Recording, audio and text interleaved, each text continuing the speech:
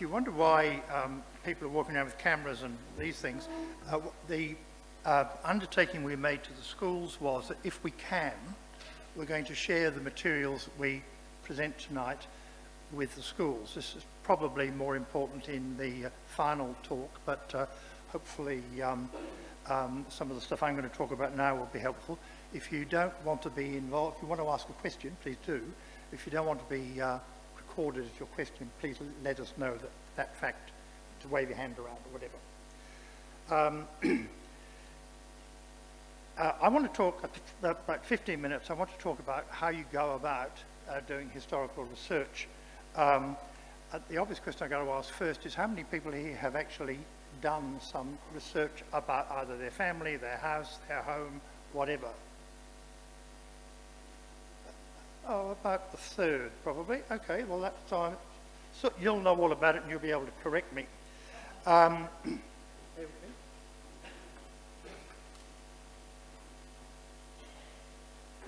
a couple of books with me, but I'm going to try and point to you where you can find things if you want to do some research.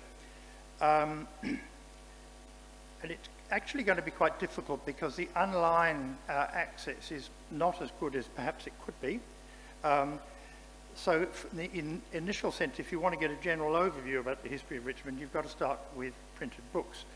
The first available one of any use is Carl von Stieglitz's Richmond, The Story of Its People and Places, which was written in 1953. And that's available in the reference library at the State Library. The library in Hobart, those of you who go there, there are two libraries in the one building. The first floor is the Hobart City Library, from which you can borrow books if you are a registered, you can walk in, you get free registration at the library. You can do this at Sorel if you're interested, and then you can borrow books and take them away. On the next floor up is the State Library, and that you can't borrow books from there, but their collection is much larger, as you'd probably expect. Von Stieglitz it appears in the pamphlet section. One of the earlier ones is History of Richmond and Recollections from 1898 to 1920 by Mary Kinloch Wishaw. It's not actually dated, but you can work out from what she says in it and who she got references from that it was probably written in the late 1960s. The book which I want to refer you all to, you probably all know, is Elizabeth Jones's Richmond Tasmania Crossing Place. Now this is available in most of the local libraries. You can buy it from various places. What's the name of the guy at Online Centre, Matt? Thank you. Has a copy, but you can read it there, but you can't take it away, which is fair enough. There's multiple copies at Oak Lodge. The Sorel Library has copies, and of course it's available in the State Library. If you go to the City Library or to the Sorel Library, you can get it out on loan. The last text I want to talk about is what's called, bear with me, A Thematic History of the Cultural Resources of the Township of Richmond, prepared by Diane Snowden. Now, this was part of a study in 2000, and a number of people in here contributed to that. A copy of that is available in the State Library reading room. That's on the second floor of the State Library. You can't take it out, but if you've got the time, it is worthwhile to read, because what it does is it takes you from the rather formal histories written here to using oral histories, which actually brings history alive. You don't think of history necessarily like this, but you can actually get people to talk about their experiences in the town, what they thought about it, how they grew up, their impressions. And when you see them in print and you see multiple versions of this, you get a much more dynamic version of a place. And so I'd certainly recommend that if you've got the time, you go in and read Diane Snowden's text in town. Not all texts are printed. You also get journals, which are, you get multiple. I've got a couple of journals over there. There are 10 books over there. I've counted them. You're free to have a look at them, but not to take them. But the two journals which may be of use to you are the Coal River Valley Historical Society Journal, which is published out of Oak Lodge, There's a couple of copies over there, different copies. They're also available in the State Library Reading Room in the Journals collection. And there is a collection called the Tasmanian Historical Research Association Journal, which is also in the State Library Reading Room, and they have 4 volumes of indexes, which I go on year groupings. It tends to be all of Tasmania type history interest, so specific interest to Richmond is very isolated. There are a couple of articles written by Peter McPhee, who I'll mention in a moment, and they are available in the journal, and some of those are available online. But the THRA, Tasmanian Historical Research Association, THRA, it can be quite a useful one, a journal to look at. If you want an overview about something which has a specific happening in Richmond, but you'd like to know how it operated in southern Tasmania. The thing about going into libraries, those of you who have done this in the past, is the marvellous issue of serendipity. If you're looking for a book, see what the book beside it is all about. Very often you may not have ever even heard about it, but when you pick it up you suddenly find this is a book you never heard of, or it's on something you never thought about which is relevant, and usually you'll spend most of your time looking at the books on either side, not the book you went to. If you're lucky you can sit on the floor, grab all the books out and slowly put them back, although some libraries don't like you putting books back on the shelves. Now online, the world's your oyster, and of course you can do this from home, or you can do it at the online centre if you don't have a home computer. Probably the place you should get familiar with is the Libraries Tasmania catalogue, which is online. It's a bit clunky, but if you bear with it, you can work things through. But the trick you've got to find is what order of words you want to search. The obvious ones are authors, titles, but you may find that they don't answer the question. If you put in Richmond, you're bound to Richmond, Tasmania, you're bound to find out how many years the Richmond Football Club in Melbourne won the grand final. The next place to go to is the TMAG website, Tasmanian Museum and Art Gallery website. That's useful for some documents, and it's also where you get most of the visual material. The library has some photographs. There is a better photograph collection within TMAG, but unfortunately it's all under Richmond, and you've got about 2,000 entries to go through before you find things that are of particular interest. But again, if you've got nothing to do on a wet Sunday afternoon and Richmond Football Club is not winning, you've got something useful to do. I mentioned Peter McPhee. Peter, together with Diane Snowden, founded the Cold River Valley Historical Society. Peter died last year. He was a man of many talents. I'd recommend you go to his well, he had a website, and after he died, he'd arranged that some of his materials would be posted online. Now, it's not complete by any means, but it is very useful in terms of detailed activities about the Irish in Richmond in the colonial days, the growth of the town, who lived in what cottage, what experiences they had, and it's certainly worthwhile having a good look. Some of his later papers have got very good photographs, so you can relate a place to a building you recognise, but you may not know that's what they called it at the time. You'll also find out some of the street names have changed.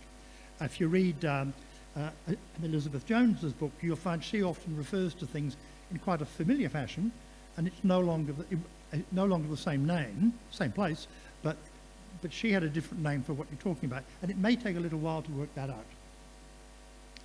I mentioned the Tasmanian Historical Research Association.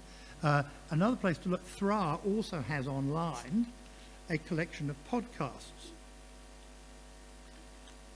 They do one a month. They've gone back for 5 or 6 years. Again, general Tasmanian history. And at the THRA presentations, which they hold in Hobart once a month, people will do what Ben Jones is going to do in a couple of minutes and use overheads or slides. What they do with the podcast is they download as a PDF the images which are shown at the presentation, so you can actually put the two together and you can get some understanding of what was said at the meeting. They could be quite useful. The last one I wanted to mention is Trove, which is an online resource accessing all the Australian newspapers, which you may have heard recently in the news. The federal government has agreed to fund the continuation of Trove through the National Library. It's also run through the state libraries, and I don't want to talk about Trove tonight because next Richmond Talks in a month's time, Dr. Nick Brodie, who's a historian from Hobart, who has written a couple of history books on the basis of his research in Trove, and he will come out and go through in detail about how to use Trove for history research and writing it up. Now, that's all I wanted to cover. Does anybody have any questions they'd like to ask? While you think about them, the thing I would, this is Alan's first handy tip, if you're starting off doing historical research and you haven't done it before, is keep a journal beside your computer or whatever, just a scrappy old notebook, and write down the date, what you did and where you went. It may seem pretty obvious, but after you've got about 30 entries, you may forget what book it was, who wrote it, which edition it was, or whatever. So just keeping a little journal of your processes can be quite useful. If you're using a computer, of course, the history function on the search engine will tell you where you went, so you can go back and usually find things. Inevitably, it'll be full of rubbish because most of the stuff you access isn't what you want at all. But you can, at least you've got a database of where you've been and how to write it. What you then could do is at the end of a period, couple of months, go back over your journal and start reading that. And you actually find you've almost got historical narrative in the first outline, which it just happens. You'll suddenly realise that you've actually got a story there, which with a little bit of tinkering, you can either give a presentation about, or you may even come here and talk about it. Later on, I'd like to talk, not tonight, some other time, I'd like to talk about how you present historical materials to conferences or to exhibits, whatever. But that's where I'd like to finish, if there's no questions. Yes?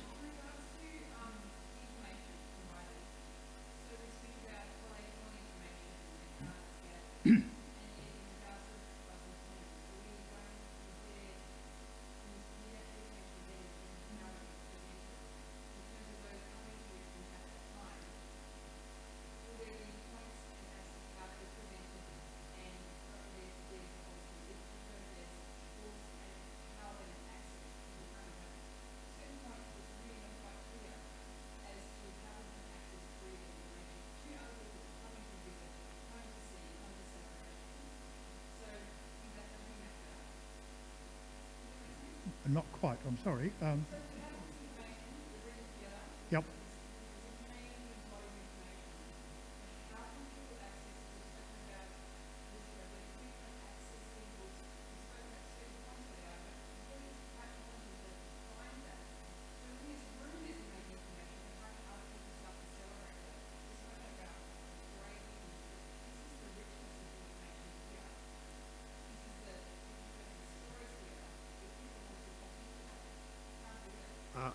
I think I understand what you're asking. The answer is what you're doing in doing research is enabling yourself to present your material to other people, either through a paper at a history conference or in an exhibit of the history of your street or the history of your house or whatever. So the whole thing about the History Festival will be people handing over what they've learned about their place or what they want to talk about and sharing it with other people. But you touch on a very good point which I hadn't mentioned earlier. At the end of the festival, at the end of the bicentenary program, in the hope and expectation that we have quite a body of material coming in, the question is how we're going to both preserve that, if people want to have it preserved, and how it may get published afterwards. There's no magic answer to that. Some stuff will be in a publishable form, like a journal. So in association with some other organisations, we might try and publish either a special journal, I'm making this up as I go along, Coal River Valley Historical Society, and us to get together and publish a special bicentenary edition.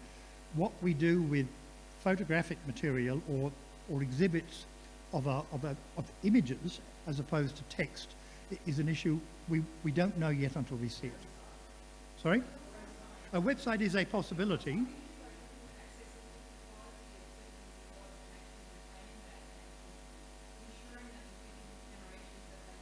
Correct. Well, all historical material, as you discover, is a can of worms, because there's no, it doesn't just happen neatly the way you'd like it to.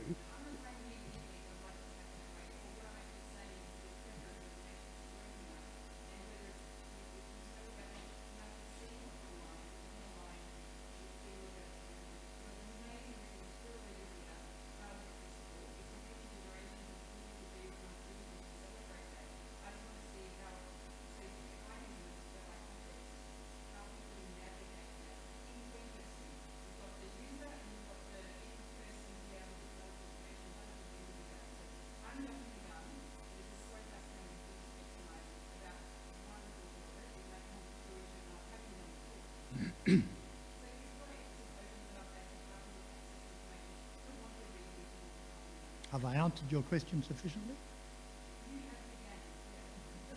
Good. Okay. Stay around. Any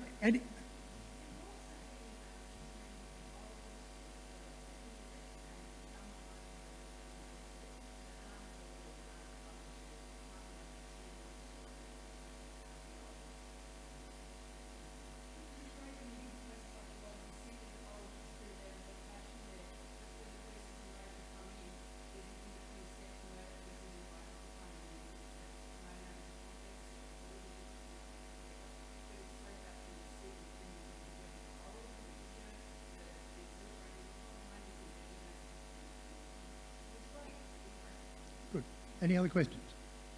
Can I suggest we have a 5-minute break before we introduce Ben Jones, please?